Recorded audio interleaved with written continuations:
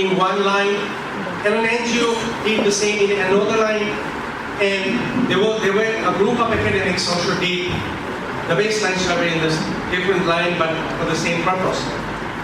The Attorney General Office came out with a result that there was somehow 15.5% torture still in Nepal in 2012.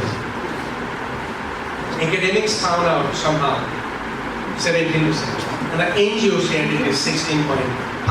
So all these three research findings ultimately say that the torture was below 20. But now it has systematic torture, as I said, there is zero record. Whereas there are instances of degrading human privileges, royalties inside the judicial custody operations, like sometimes starving people from food a couple of times, and sometimes placing them in a very cold place without giving clothing and other, making them to do a lot of exercises sometimes. So these kind of things still are there. But there is a very strict regulation now stated by the government, and it's a special commission created. If these kind of things have been found, there should be a prosecution. So at least now the torture is not a big problem. So what very interesting kind of thing, these studies establishes that when there was no prohibition on torture until 1994, and it is made punishable in 2007, police resorted to interrogation in phenomenon. Like every suspect was interrogated. And when there was an interrogation, definitely there was intimidation or some kind of force. But when confession is absolutely prohibited as an evidence in the court, there is no use of obtaining confession, because it is not regarded as evidence in the court. So the court ruled out confession being taken as an evidence in the court. So you need to prove your case either by forensic evidences or other material or physical evidences. The police is bound to engage himself or herself in investigations to explore the evidences, because confession is not going to do. So with these rules, more confession reduce, the situation of torture also reduce. So in 1991, only 41% of criminal cases were successful in court.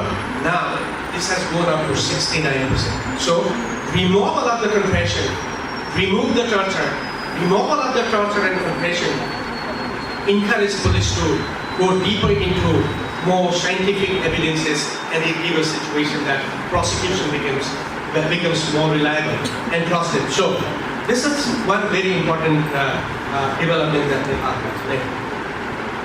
So what prisoners do have rights in Nepal? Sometimes there is a very serious comments against the state that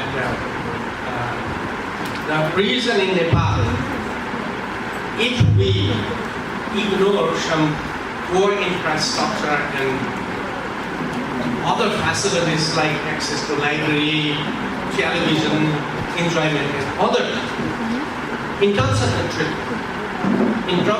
treatment, Nepal's prison have big infamous now, like Sasula.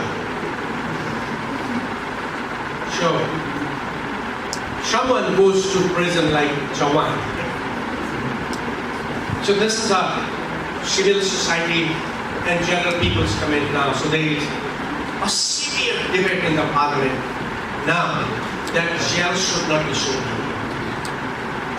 big. There is a demand in the parliament like these people who live inside without work. And now crime has not become a big sanction to them because they live in jail without trouble. Like it's not hard enough to spend 15 years or 16 years and come back. So there is a discussion in the parliament, like three very important issues. Nepal does not have death penalty. Nepal not only has no death penalty, but the Constitution of Nepal has indeed the power of legislature to enact any laws prescribed therein. Sure, there is no right of parliament to enact laws, and this has been taken as a basic structure.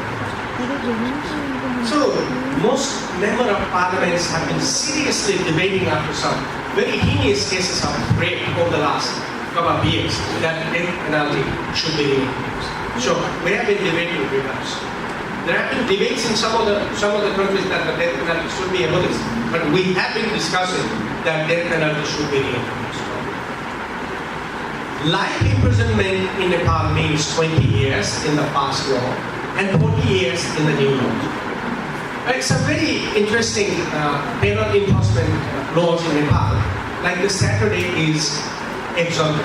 So all Saturdays someone lives in jail is not counted.